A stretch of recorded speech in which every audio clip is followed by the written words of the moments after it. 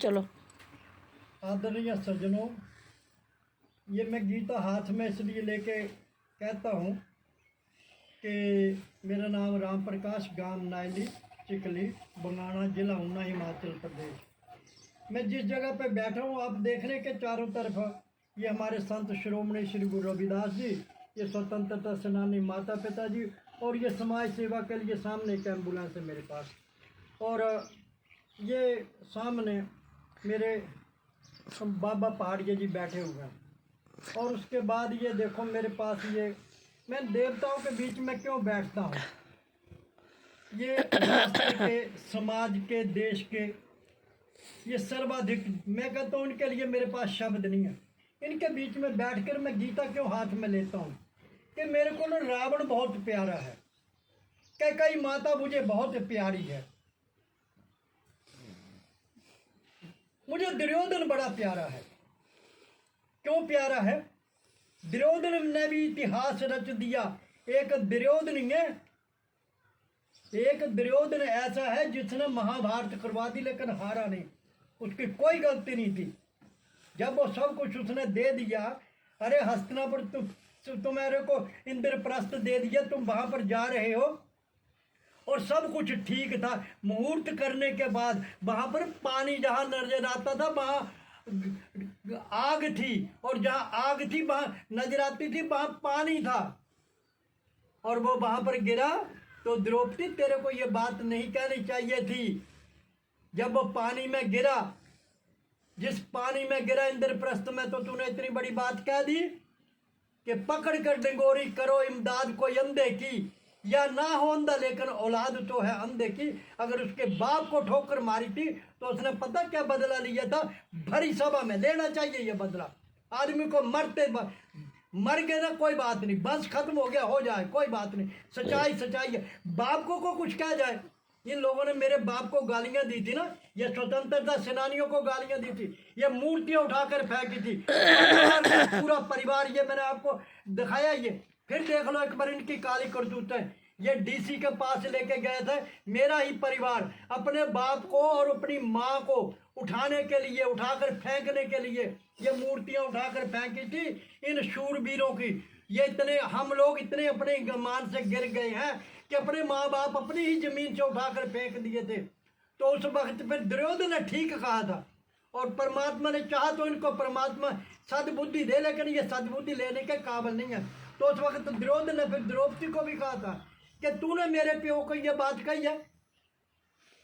तो दुर्योधन ने फिर भरी सभा में कहा था उसे कि हाँ, गर्ज दुर्योधन ने द्रौपदी नो गल रंग मैल दी याद हो सी, मैं फिस लिया सी तो तू आख्या सी, अन्य प्यो दी अन्नी औलाद हो सी, भुल जा पांडु सुजाखे नो, दिल अन्य दा करना शाद होगी, दिल अन्य दा करना शाद हो सी, अन्य प्यो दी बनेगी तू नू अन्नी, अन्ना पुत्र बनाएगा नार तेनो, अखा बालिए जे इनकार कर सकता नंगी करांगा सरे दरबार तेनो। ये ठीक है कि द्रौपदी नंगी तो नहीं हो सकती कि उसके बैक जो थी वो कृष्ण की थी, इसलिए मेरे जैसे मूर्ख भी चलो कोई गलती कर देते हैं, लेकिन मैंने इतनी बड़ी गलती नहीं करी थी जितनी बड़ी मेरे को सजा दी।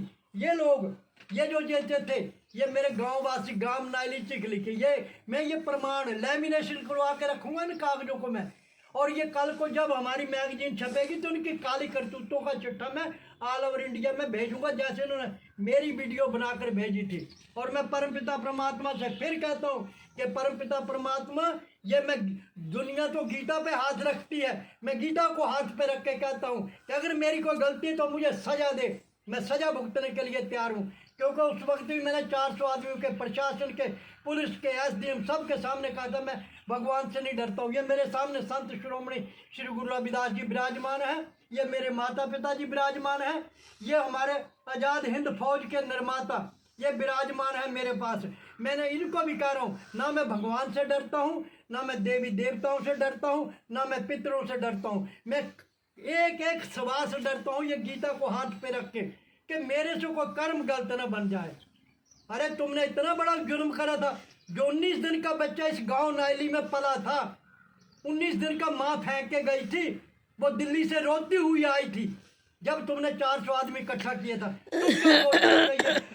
उस वक्त तो धरती फटी होगी। ये धरती इसी जगह पर जहाँ ये विराजमान है, ये शिरोमणि, ये राष्ट्र के निर्माता जहाँ विराजमान है, यहाँ मारने काटने के लिए 300-400 आदमी आया था। और जो मेरे बड़े खास थे, मेरे प्रेमी थे, उनको भी गुमराह कर दिया था। रणबीर जी, अगर आप मेरी वीडियो सुने तो मैं आपको माफ़ करूंगा, क्योंकि आपने गलती नहीं करी थी। जो उस दिन तुमने हंगामा करा था, हमारे दरवाजे तक तोड़े थे अंदर मारने के लिए। रणबीर जी, ब्लेत बाड़े जी, और आना मेरे को, मैं तेरे को माफ़ कर चुका हूँ, क्योंकि तेरे में कोई गलती नहीं थी। तेरे को बहकाया गया था। ये जितने लोग आए थे 300-400 लोग, ये बहकाए गए थे। अगर किसी में दम है तो आओ अब मेरे पास।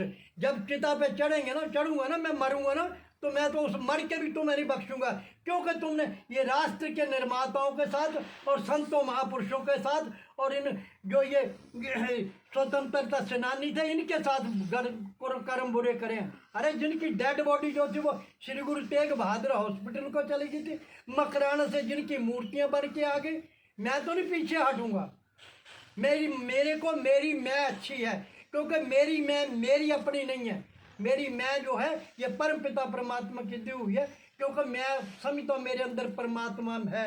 मैं इसलिए मेरे अंदर मेरा परमात्मा है। मेरे को पता मैंने एक दिन मरना है, चिता पे चढ़ना है, लेकिन उससे पहले हे मेरे इष्ट देव, हे मेरे देश के रक्षक, आपका मैं एहसान नहीं भूल सकता हूँ कि आप मेरे पास आए।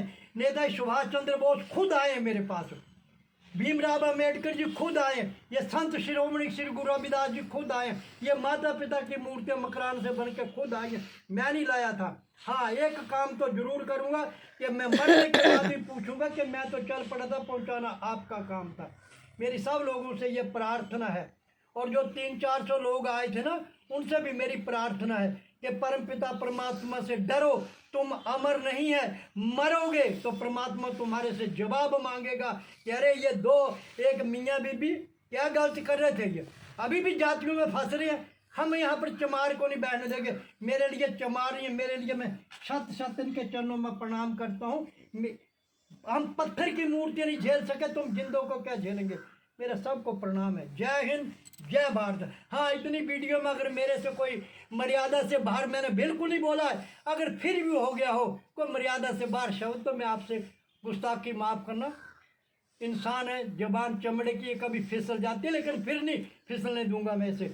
फिर भी मैं एक बार कह दूंगा कि ये जो गए थे ना डीसी के पास, उस डीसी के पास भी, अरे इस डीसी ने भी एक दिन इस दुनिया से चले जाना है, लेकिन उस डीसी के पास तुम्हें जवाब देना भारी हो जाएगा कि तुमने संत शिरोमणि श्री गुरु रविदास जी की मूर्ति उठाकर फेंकी थी, स्वतंत्रता सेनानी उठाकर फेंके थे, आजाद हिंद फौज के निर्माता भीमराव अम्बेडकर जी, इनको उठाकर फेंका था, तब क्या जवाब दोगे।